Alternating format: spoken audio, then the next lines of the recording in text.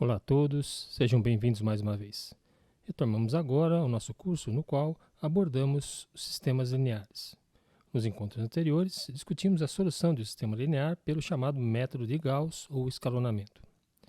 Definiremos agora um novo método para resolvermos o sistema linear utilizando determinantes, o chamado método de Cramer. Começaremos com um sistema possível determinado, ou seja, um sistema que tem solução e essa solução é única.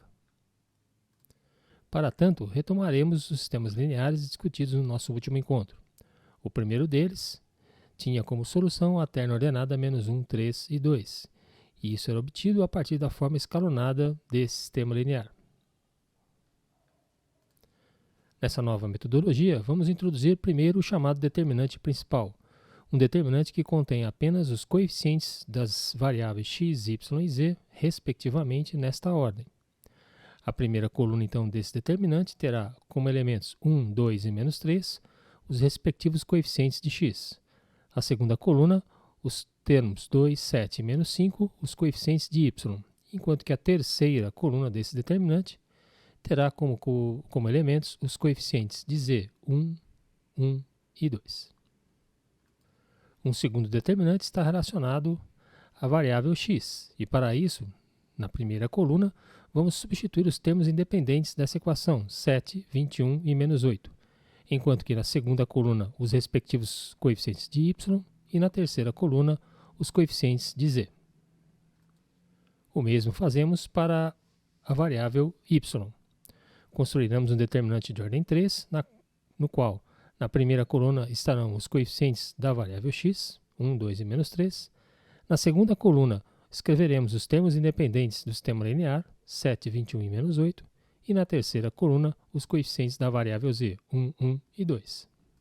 De maneira análoga, vamos construir o determinante associado à variável z.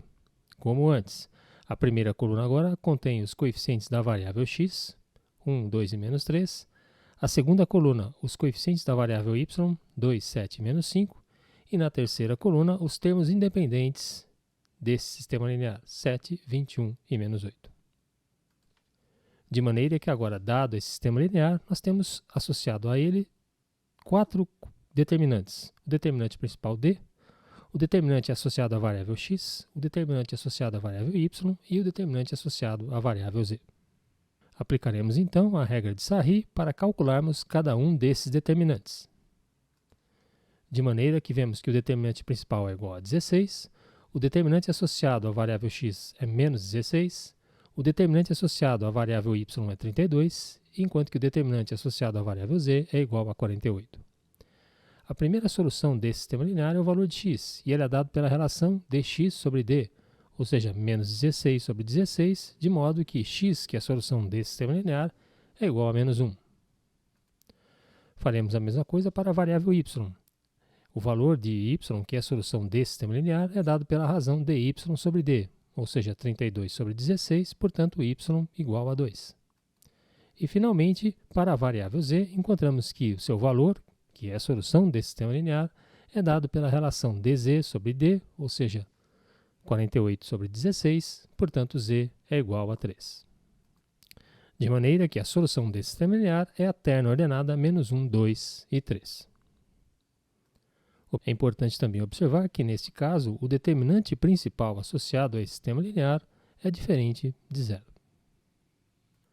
Um segundo caso abordado no encontro anterior foi aquele sistema chamado possível indeterminado, ou seja, um sistema que tem solução, mas são infinitas as mesmas. Nós vimos que esse sistema linear, na forma escalonada, se reduz a duas equações, e, portanto, a solução é qualquer terna da forma menos alfa, 1 menos alfa e alfa, onde alfa é um número real, o que denota exatamente um conjunto infinito de soluções para esse sistema linear. A exemplo do que aconteceu no caso anterior, nós associaremos a esse sistema linear 4 determinantes. O determinante principal, que contém apenas os coeficientes das variáveis x, y e z, o determinante dx, o determinante dy e o determinante dz, obtidos substituindo-se a respectiva coluna da variável pelos termos independentes do sistema linear. Agora, ao aplicarmos a regra de Sarri a esses determinantes, encontramos que todos esses 4 determinantes são nulos. E, portanto, nós não podemos obter as soluções desse sistema linear pela relação entre dx e dz, entre dy e d e entre dz e d.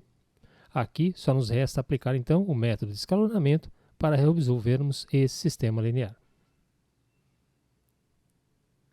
Mas observe que, neste caso em que o determinante principal e todos os determinantes associados às respectivas variáveis são nulos, o sistema é possível indeterminado, ou seja, ele tem solução, mas são infinitas, e a única maneira de obtermos de fato as soluções é pelo método de escalonamento. Um último exemplo que discutimos no encontro anterior foi o de sistema impossível, ou seja, um sistema que não tem soluções reais.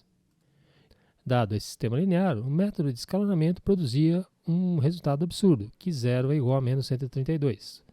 Desse modo, não existiam valores de x, de y e de z que tornassem essa última sentença verdadeira, de modo que o sistema é impossível, ou seja, ele não tem solução real. Aplicando-se o método de Cramer, nós novamente vamos escrever 4 determinantes. O determinante principal, o determinante associado à variável x, à variável y e à variável z. E claro que vamos calcular pelo método de Sarry cada um desses determinantes. Mais uma vez encontramos que o determinante principal é igual a 0, mas agora os determinantes dx, dy e dz são todos diferentes de 0. E nesse caso, mais uma vez, não podemos obter as soluções pela relação entre dx e d, dy e d e dz e d. Dizemos que nesse caso o sistema é impossível.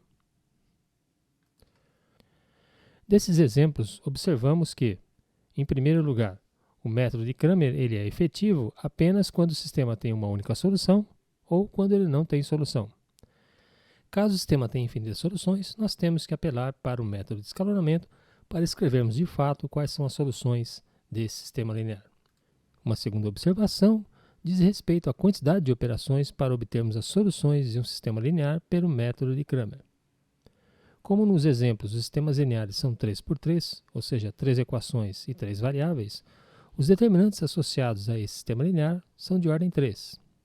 Para calcularmos cada um desses determinantes são necessárias 18 operações, entre produtos, somas e diferenças. Sendo 4 determinantes, teremos que realizar 72 operações apenas para o cálculo dos determinantes. Além disso, serão mais 3 divisões para obtermos os valores das variáveis x, y e z, totalizando assim 75 operações para obtermos as soluções de um sistema linear como esse. Já um sistema linear 3 por 3, pelo método de escalonamento, necessitará de 17 operações entre produtos, somas, subtrações e divisões para obtermos as soluções do mesmo. Assim, o método de escalonamento é um método muito mais econômico em termos computacionais do que o método de Cramer. E essa diferença tende a se acentuar quanto maior for o número de variáveis. Mas podemos estabelecer uma classificação para os sistemas lineares a partir desse método de Cramer. Para tanto, consideraremos um sistema linear n por n, ou seja, um sistema que tem n equações e n variáveis, x1 até xn.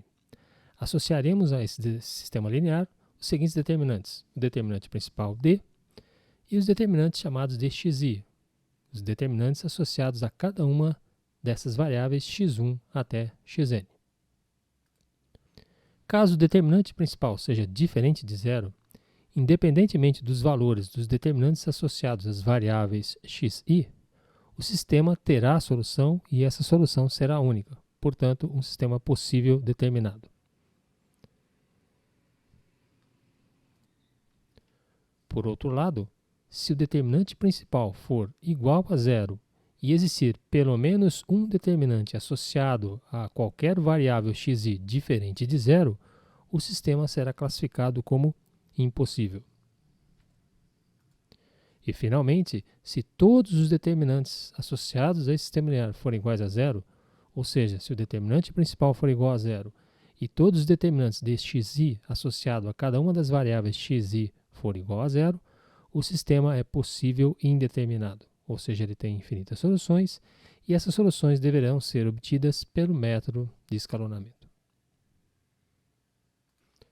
Assim, encerramos mais um encontro sobre sistemas lineares. Vimos o método de escalonamento, o método de Cramer para obtermos as soluções do sistema linear, faltando apenas a discussão sobre o sistema linear, ou seja, uma discussão que nos dirá em que condições um sistema linear tem soluções ou não. Mas esse é o tema do nosso próximo encontro. Um forte abraço a todos, boa sorte e até lá.